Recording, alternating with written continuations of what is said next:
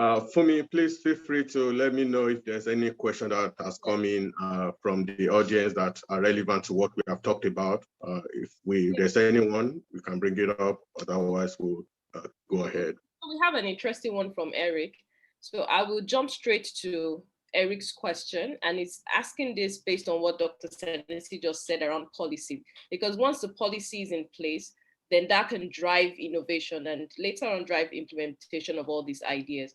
So this is his question. Is the government looking for private innovators to help scale this off-grid approach? Meaning, can a private innovator come in and provide electricity to a region? I know these are some of the things Kolawole and Bimbo are working on. The second question is the government providing subsidies to help said innovators launch their energy companies? So Dr. Senesi, that's a question for you.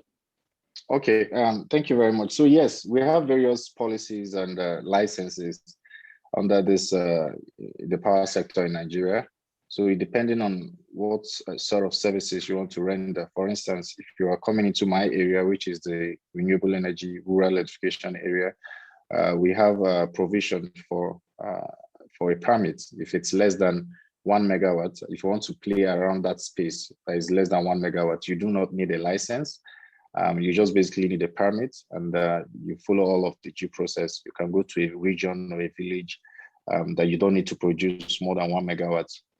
You negotiate with them, discuss with them.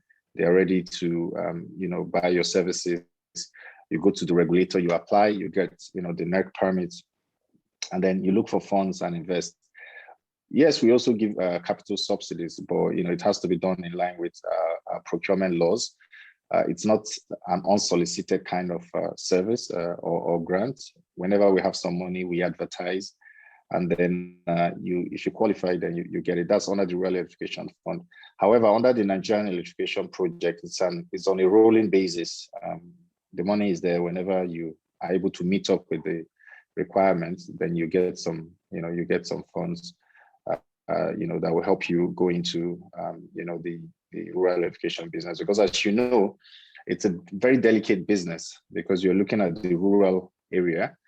So these are some of the things that government is doing to encourage, especially smaller players coming in.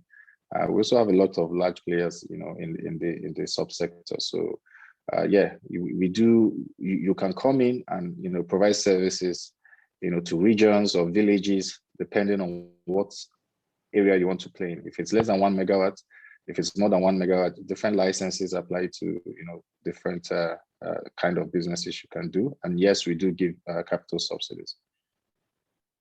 Beautiful, thank you, Dr. Senesi. So Deva, let's move on.